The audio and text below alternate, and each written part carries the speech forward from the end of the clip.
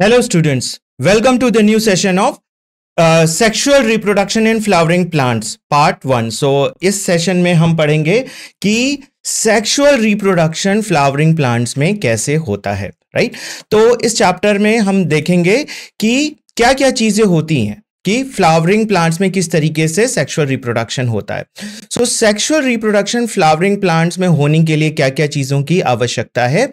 हमें फ्लावर के बारे में जानना बहुत जरूरी है कि किस तरीके से फ्लावर का स्ट्रक्चर होता है, फ्लावर में किस तरीके से उनमें पॉलिनेशन होता है, और पॉलिनेशन के पहले भी हमें यह जानना बहुत जरूरी है कि किस तरीके से उनमें परागकण का यानी पॉलन ग्रेन का बनना होता है। पॉलन ग्रेन के बनने के साथ साथ फीमेल जो रिप्रोडक्टिव पार्ट होता है जिसको हम गाइनोशियम भी कहते हैं, उस गाइनोशियम का जो ओव्यूल वाला जो ओवरी वाला पार्ट है उसके में ओव्यूल बनता है, राइट? तो ये चीजें हमें इस चैप्टर में देखनी है।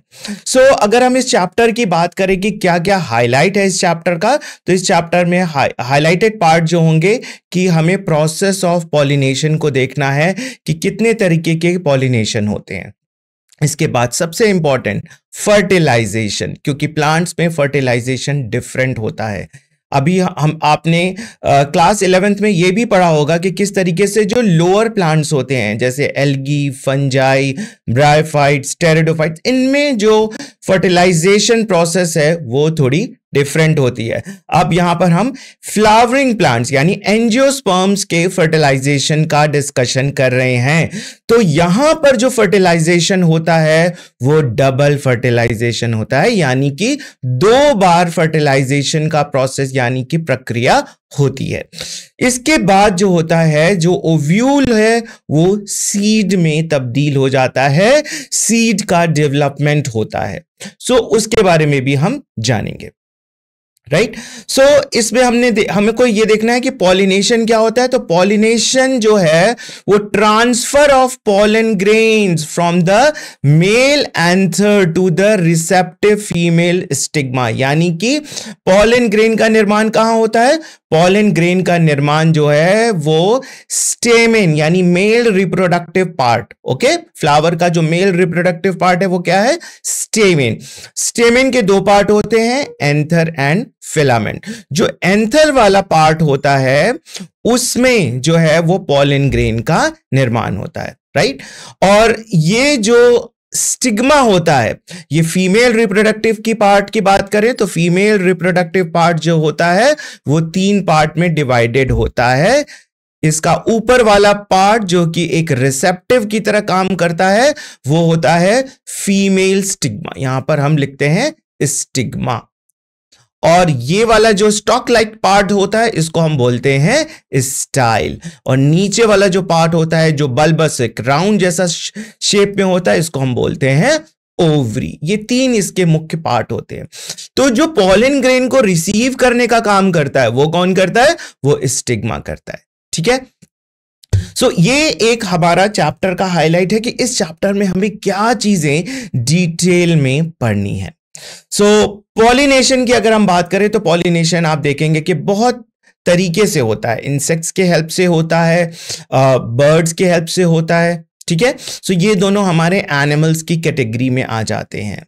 और इसके बाद अगर हम देखें तो विंड और वाटर का भी इन्वॉल्वमेंट होता है, यानी कि ये एबायोटिक जो एजेंसीज हैं, एक्चुअली इसको एजेंसीज बोलते हैं, यानी कि ये हमारा बायोटिक एजेंसी है, ये हमारा बायोटिक एजेंसी है, और विंड और वाटर जो है वो एबायोटिक एजेंसी है। ये दोनों एबायोटिक एजेंसी है जो कि पॉलिनेशन कराने का काम करते हैं। पॉलिनेशन एक बार हो जाती है तो पॉलन ट्यूब जर्मिनेट करती है। पॉलन ट्यूब जर्मिनेट करने के बाद वो एंटर करती है ओवरी में, क्योंकि ओवरी में क्या प्रेजेंट है? फीमेल गैमेटोफाइट यानी कि ovule.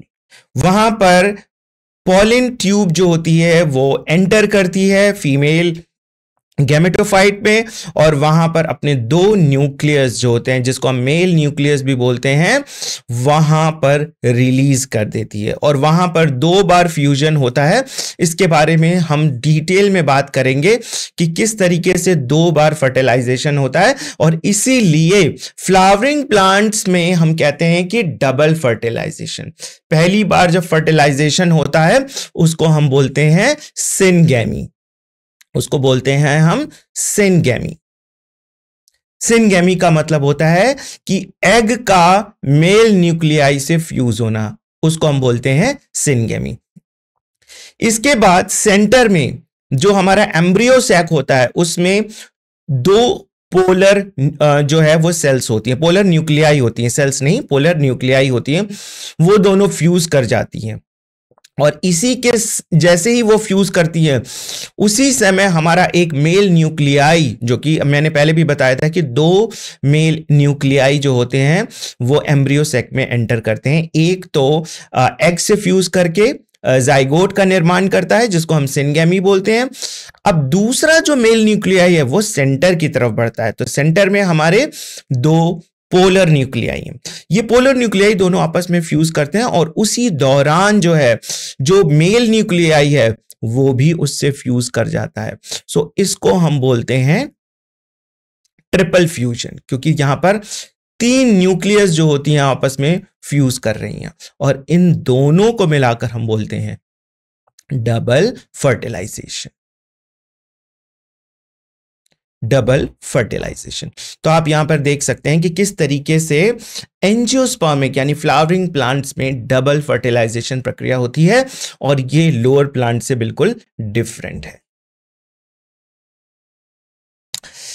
So union results in fertilization, यानी कि जो गैमेट्स हैं, मेल गैमेट्स और फीमेल गैमेट्स जब आपस में फ्यूज करते हैं तो फर्टिलाइजेशन की प्रक्रिया होती है।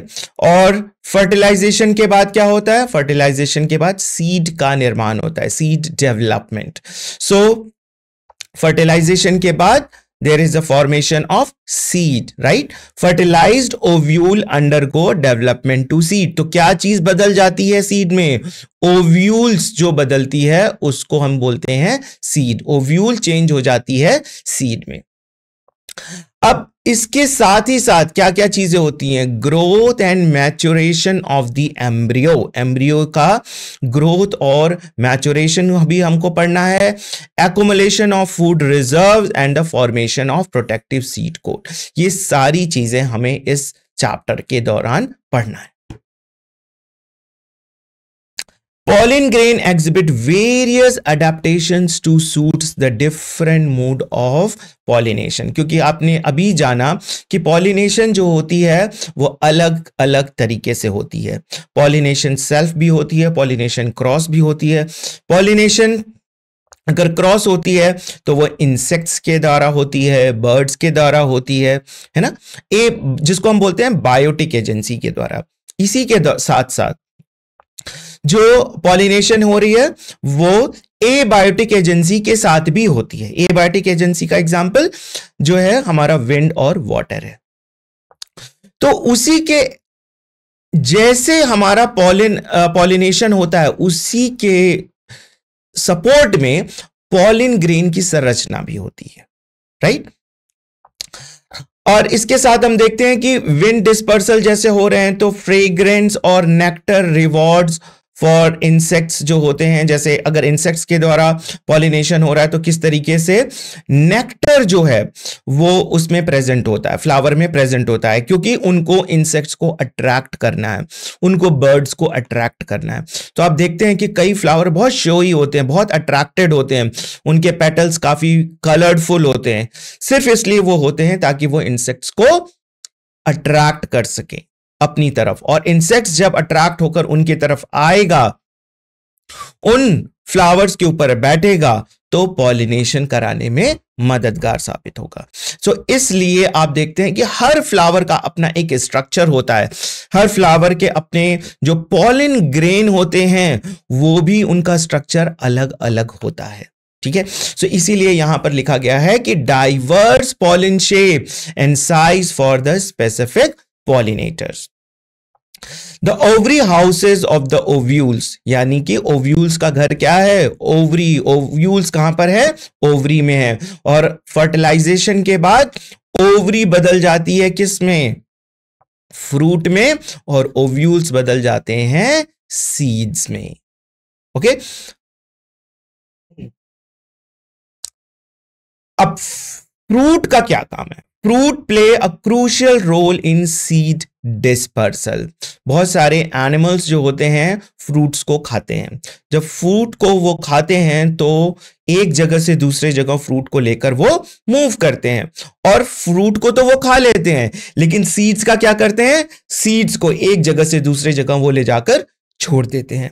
इस तरीके से आप देख सकते हैं कि जहां पर वो पेड़ था, जहां पर वो पौधा था, जिसमें वो फ्रूट था, वहां से अब उसका सीड दूसरी जगह जा चुका है।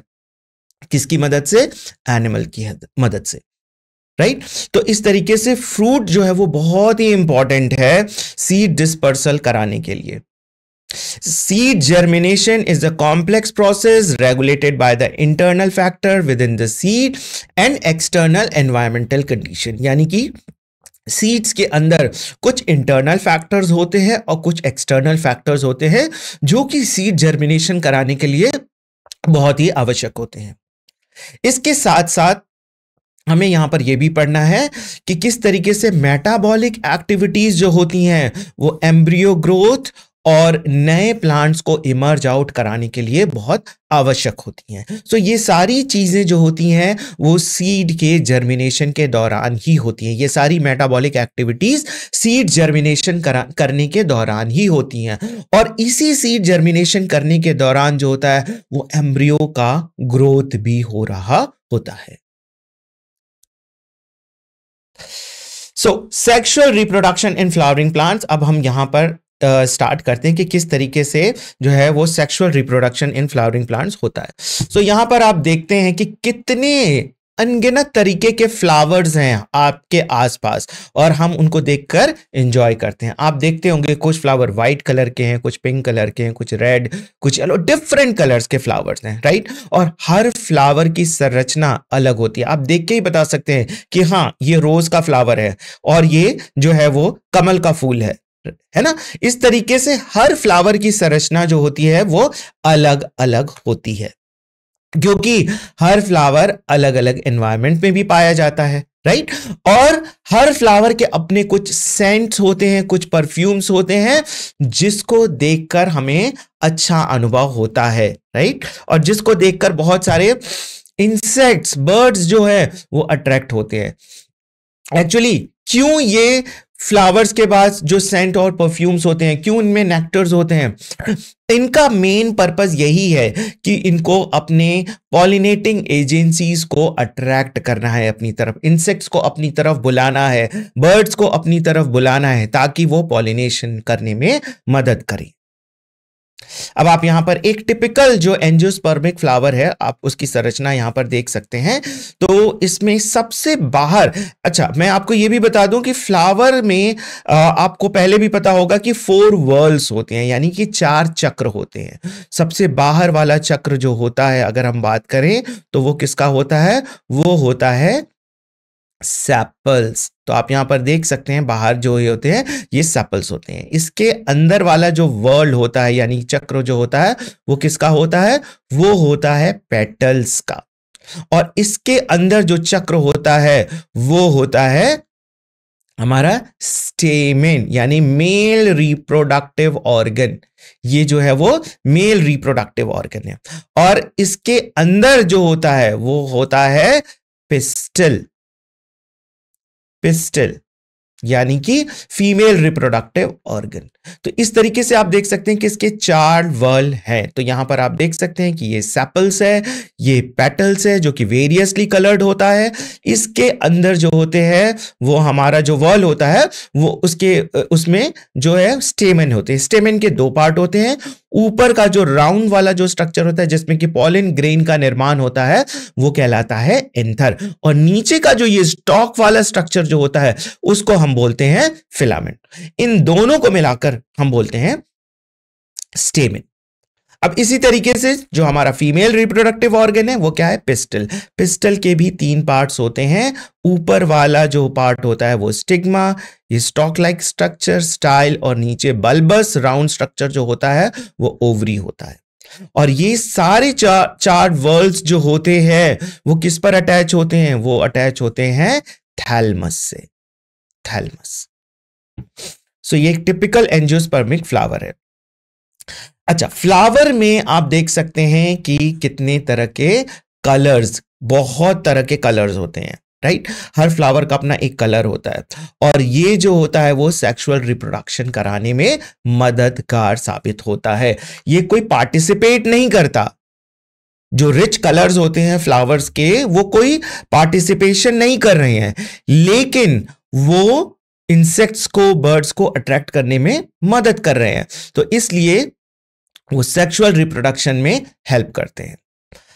फ्लावर, फ्लावर की अगर आप डाइवर्सिटी और स्ट्रक्चर्स की बात करें तो काफी डाइवर्स स्ट्रक्चर होता है। और अगर आप फ्लावर की बात करें तो फ्लावर कई बार बहुत सारे ग्रुप में अवेलेबल होते हैं।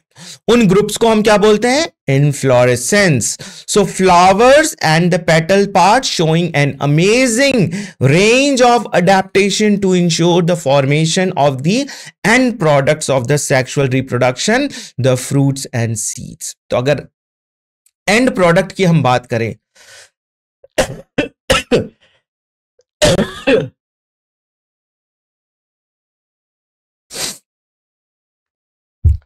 फ्लावर के अगर एंड प्रोडक्ट की हम बात करें तो 2 एंड प्रोडक्ट हैं इसके, फ्रूट और सीड्स। और फ्लावर जो होता है वो कई बार बहुत सारे ग्रुप में ऑर्गेनाइज होता है, उस ग्रुप को हम बोलते हैं इन्फ्लोरेसेंस। ये आपने क्लास 11th में भी मॉर्फोलॉजी ऑफ फ्लावरिंग प्लांट्स में पढ़ा होगा। Flower hold aesthetic, ornamental, social, religious, and cultural significance, symbolizing the emotions like love, affection, happiness, grief, and mourning. So, flower का क्या काम है? फ्लावर जो है हमारे लाइफ में एक एस्थेटिक, एक ऑर्नामेंटल, सजावट के लिए हम इसका इस्तेमाल करते हैं। हमारे बहुत सारे सोशल एक्टिविटीज में, रिलीजियस एक्टिविटीज में, कल्चरल एक्टिविटीज में, हर जगह इसका इस्तेमाल किया जाता है। चाहे शोक हो, चाहे प्यार हो, चाहे स्नेह हो, हम हमारे सांस्कृतिक जो उत्सव होते हैं, धार्मिक उत्सव होते हैं, राइट, इन सब जगहों पर हमारे फ्लावर्स का इस्तेमाल होता है। तो फ्लावर्स जो है वो हैप्पीनेस का भी जो है वो सिंबल है, और साथ ही साथ ग्रीफ यानी दुख का भी सिंबल है। सो ये हम ऑलरेडी डिस्कस कर चुके हैं कि फ्लावर्स के कौन कौन से पार्ट्स होते हैं। अच्छा, अब फ्लावर्स जो है वो बहुत तरीके के होते हैं। जैसे कुछ फ्लावर्स को हम बोलते हैं ऑर्नामेंटल फ्लावर्स। ऑर्नामेंटल फ्लावर्स यानी कि जो फ्लावर सजावट के लिए इस्तेमाल किए जाते हैं। तो कुछ कॉमन जो ऑर्नामेंटल फ्लावर्स हैं वो कौन कौन से हैं? रोज, जिसका जिनस नेम रोजा भी है, jasmine, jasminum, sunflower, helianthus annuus, lilies, lilium, and orchids जो कि ऑर्किडेसी फैमिली के हैं। तो इसमें बहुत सारे फ्लावर्स आते हैं, राइट। और इसके साथ साथ जो है कुछ फ्लावर्स जो होते हैं वो हमारे सोशल और कल्चरल सेलिब्रेशंस का भी हिस्सा होते हैं। बहुत सारे सोशल और कल्चरल एक्टिविटीज में भी हम इनका इस्तेमाल करते हैं। जैसे कि आप देखिए लोटस, निलंबो न्यूसीफेरा, मैरीगोल्ड, टैगिटस, क्राइजेंथेमम जिसको हम डेंड्रैंथमा भी कहते हैं, और कार्नेशन जिसको हम डायंथस कहते हैं, और तुलिप, तुलिपा। सो ये जो है वो कुछ हमारे ऐसे फ्लावर्स हैं जिनका हम सोशल और कल्चरल एक्टिविटीज या सेलिब्रेशंस में जिनका हम इस्तेमाल करते हैं।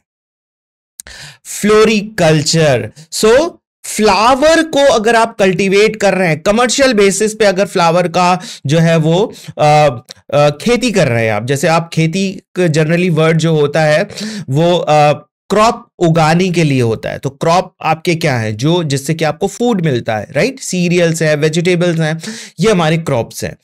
सो इसके साथ साथ हम फ्लावर को भी उगाते हैं। राइट। सो फ्लोरिकल्चर, आपके एनसीईआरटी में भी ये फ्लोरिकल्चर वर्ड आया हुआ है। सो इसलिए मैंने यहां पर डिस्कस किया कि जो कल्टीवेशन ऑफ फ्लावर्स अगर आप कमर्शियल स्केल बेसिस पे करते हैं, ट्रेड के लिए, बिजनेस के लिए, तो हम उस व्यवस्था को जो है वो हम फ्लोरिकल्चर कहते हैं। Much before the actual flower seen on plant, the decision that the plant is going to flower has taken place. मतलब कि फ्लावर उगने से पहले ही यहां पर फ्लावर बनेगा, ये पहले से प्री डिसाइडेड होता है फ्लावर बनने के लिए। और इसके लिए जो फ्लावर बनाने के लिए बहुत सारे हार्मोनल और स्ट्रक्चरल चेंजेस प्लांट्स में होते हैं, जो कि आगे चल के ये हार्मोनल और ये स्ट्रक्चरल चेंजेस जो होते हैं वो डिफरेंशिएशन करते हैं और फर्दर जो है वो फ्लोरल प्रिमोडियम यानी कि ऐसे अंश बनते हैं, फ्लावर के ऐसे अंश जो आगे चलकर फ्लावर का निर्माण करते हैं। अब ये फ्लोरल प्रिमोडियम बनाने के लिए जो है वो बहुत सारे हार्मोन्स और बहुत सारे स्ट्रक्चरल चेंजेस होने की आवश्यकता होती है फ्लावर में। सो ये सारे चेंजेस और ये सारे हार्मोनल का जो उत्पादन होता है वो एक पर्टिकुलर टाइम पर होता है, लेकिन ये सब कुछ चीजें जो होती हैं वो प्री डिसाइडेड होती हैं। ये सब कुछ जो है वो जीन के द्वारा ही रेगुलेट किया जाता है। Inflorescence are formed which bear the flower buds and then the flowers. तो inflorescence एक ग्रुप है फ्लावर्स का जिसमें कि पहले तो फ्लावर बर्ड्स होते हैं, लेकिन फ्लावर बर्ड्स जब ब्लूम करते हैं तो वो फिर फ्लावर में तब्दील हो जाते हैं और इस ग्रुप ऑफ फ्लावर्स को हम क्या बोलते हैं? इन्फ्लोरेसेंस। और फ्लावर में क्या क्या चीजें होती हैं? Flower, in the flower male and reproductive structures, the androecium and the gynoecium differentiate and develop. So flower में जो दो sexual organs हैं, यानी कि मेल सेक्सुअल ऑर्गन और फीमेल सेक्सुअल ऑर्गन, तो इसके लिए मेल जो है रिप्रोडक्टिव ऑर्गन मैंने पहले भी डिस्कस किया है, स्टेमेन है, और फीमेल रिप्रोडक्टिव ऑर्गन में जो है आपका पिस्टल आता है। अब इंड्रूशियम और स्टेमेन में कई बार जो है बच्चे कंफ्यूज कर जाते हैं, तो आपको यहां पर कंफ्यूज नहीं होना है। अगर सिंगल है तो हम स्टेमेन बोलेंगे, अगर एक स्टेमेन है यानी कि फिलामेंट और एंथर अटैच्ड है तो वो स्टेमेन हुआ, लेकिन जब ग्रुप ऑफ स्टेमेन हो जाता है तो उसको हम बोलते हैं एंड्रूशियम। उसी तरीके से गाइनोशियम, एक पिस्टल है, जब कई पिस्टल आपस में क्लब हो जाते हैं, जुड़ जाते हैं, तो गाइनोशियम टर्म भी इस्तेमाल किया जाता है।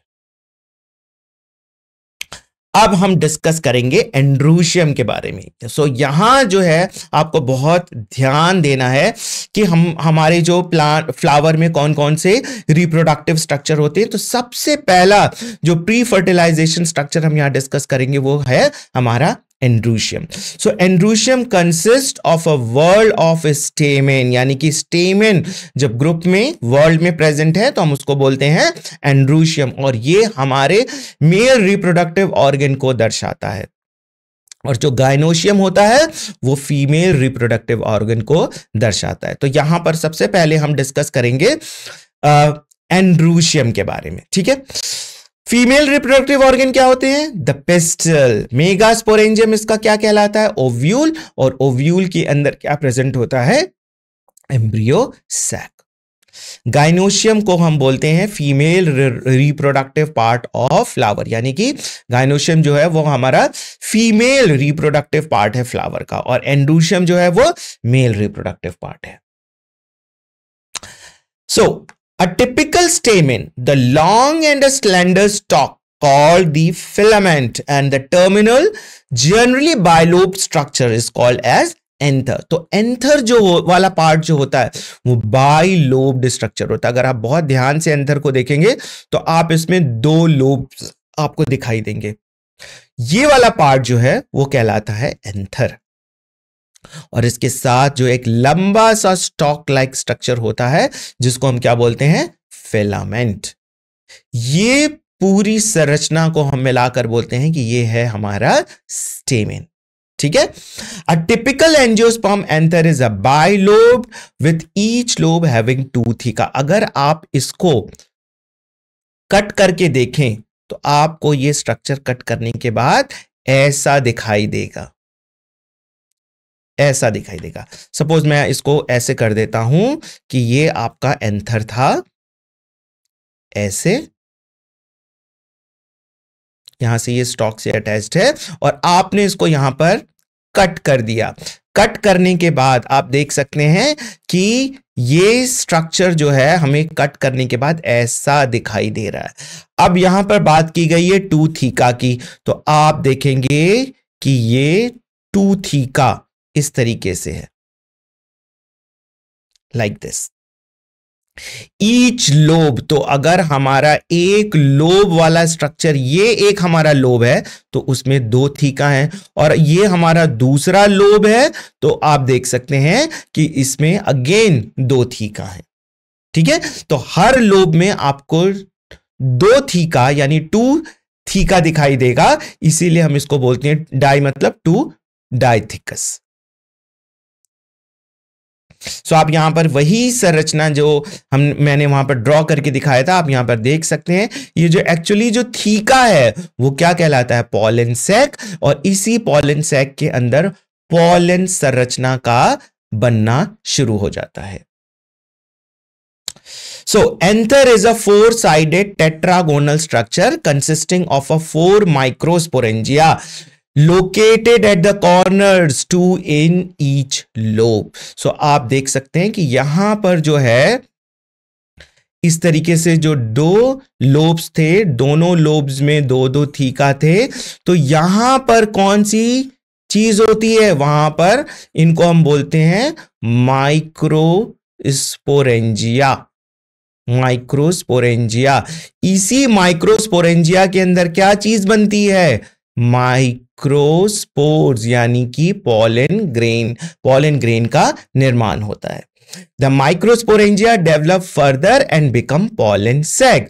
इसी माइक्रोस्पोरेंजिया में बहुत सारे चेंजेस होते हैं। एक्चुअली शुरू में क्या होता है कि ये पूरा स्ट्रक्चर जो होता है वो टिश्यू से इस तरीके से बना होता है, कोई जो है वो सैक लाइक स्ट्रक्चर नहीं होता, पूरा टिश्यू से भरा पड़ा होता है।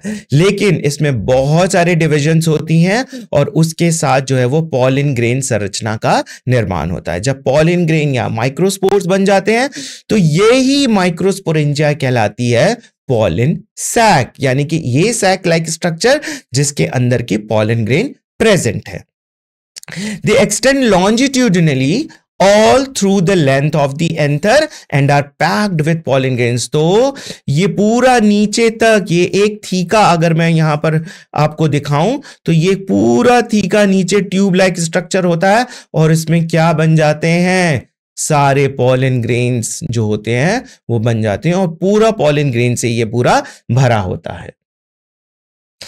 Microsporangium generally is surrounded by the 4 walls layer. सबसे बाहर वाली लेयर्स कौन सी है, एपिडर्मिस, इसके अंदर एंडोथीसियम, इसके अंदर मिडिल लेयर्स और उसके अंदर टैपेटम। तो सबसे बाहर वाली जो लेयर होती है वो एपिडर्मिस होती है, इसके अंदर एक मोटी लेयर होती है जिसको हम बोलते हैं एंडोथीसियम, और मिडिल लेयर्स कई लेयर्स की बनी होती है। ठीक है, बहुत सारे नंबर्स होते हैं मिडिल लेयर्स में, और सबसे अंदर वाली जो लेयर होती है उसको हम बोलते हैं टैपेटम। ये सबसे इंपॉर्टेंट लेयर होती है टैपेटम की लेयर, क्योंकि ये जो है वो डेवलपिंग माइक्रोस्पोर्स यानी पॉलन ग्रेन को नरिशमेंट का जो है वो कार्य करती है, मतलब उनको पोषण देने का काम करती है। Outer 3 wall layers perform the function of protection. तो बाहर की तीनों लेयर यानी कि एपिडर्मिस, एंडोथीसियम और मिडिल लेयर ये प्रोटेक्शन का काम करती हैं, राइट। और ये डेहेसेंस, एंथर जब डेहेसेंस यानी एंथर का जब स्फुटन होता है, फटते हैं जब एंथर्स, तो ये वाली लेयर्स वहां पर फटती हैं, यानी कि डेहेसेंस में इन तीनों लेयर्स का इन्वॉल्वमेंट है और पॉलन ग्रेन का रिलीज आउट हो रहा है। लेकिन जो नरिशमेंट है, पॉलन ग्रेन को पोषण का काम करने है, वो कौन करता है, tapetum layer. The innermost wall layer is the tapetum that is nutritive in function. तो वो जो है वो न्यूट्रिशन प्रोवाइड करने का, पोषण प्रोवाइड करने का काम करती है। Sporogenous tissue is capable of giving rise to the microspore. तो इसके अंदर जो पॉलन सैक होता है, इसके अंदर एक कह सकते हैं कि एक अलग तरह का टिश्यू होता है जिसको हम स्पोरोजेनस टिश्यू कहते हैं। यही स्पोरोजेनस टिश्यू जो होते हैं वो बाकी सेल्स से जो होते हैं वो थोड़े अलग हो जाते हैं। इनका साइटोप्लाज्म थोड़ा कंडेंस हो जाता है और इसका जो न्यूक्लियस है वो भी काफी डेंस हो जाता है।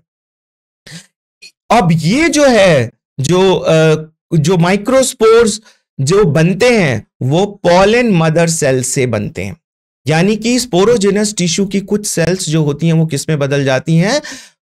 Pollen mother cells. और जब इनमें मेयोसिस यानी कि रिडक्शन डिवीजन होता है, आपको पता होगा कि रिडक्शन डिवीजन कहां होता है। रिडक्शन डिवीजन हमेशा गैमेट फॉर्मेशन में होता है, क्योंकि यहां पर जो नॉर्मल क्रोमोसोम नंबर होता है उसका हाफ हो जाते हैं, राइट। सो पॉलन मदर सेल्स जो होती हैं उनमें मियोसिस डिवीजन होती है, रिडक्शन डिवीजन होता है, और इस प्रोसेस को हम क्या बोलते हैं?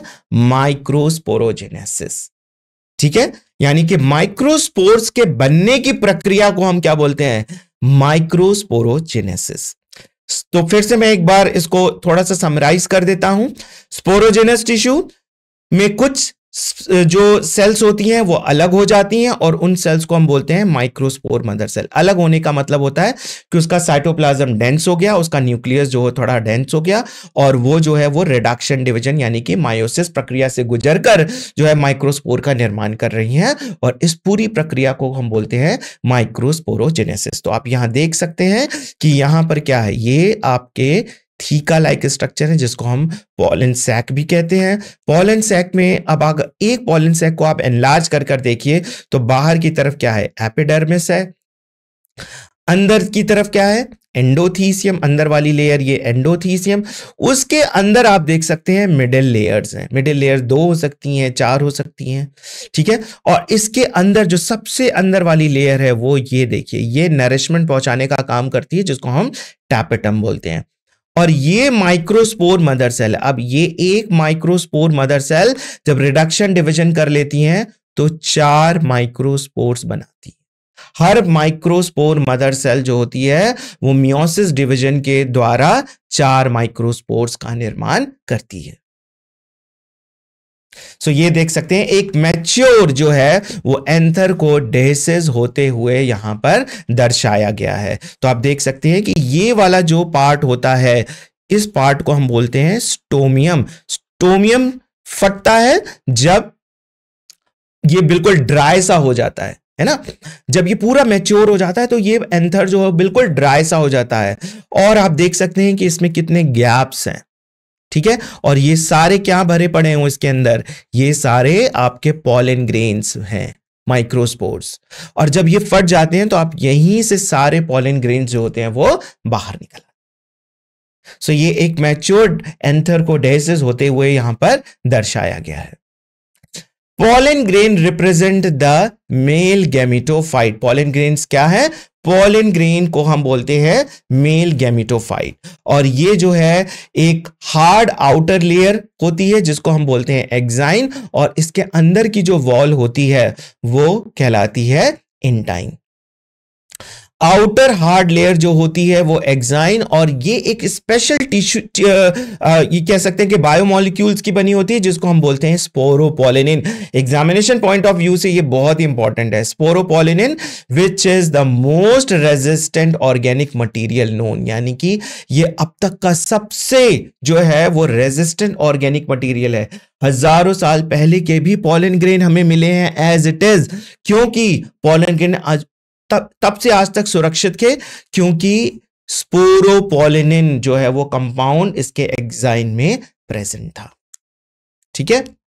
सो इसी के साथ हमारा ये सेशन अभी यहां पर खत्म होता है। हम नेक्स्ट सेशन में इसके आगे की चीजों को पढ़ेंगे। Thank you very much.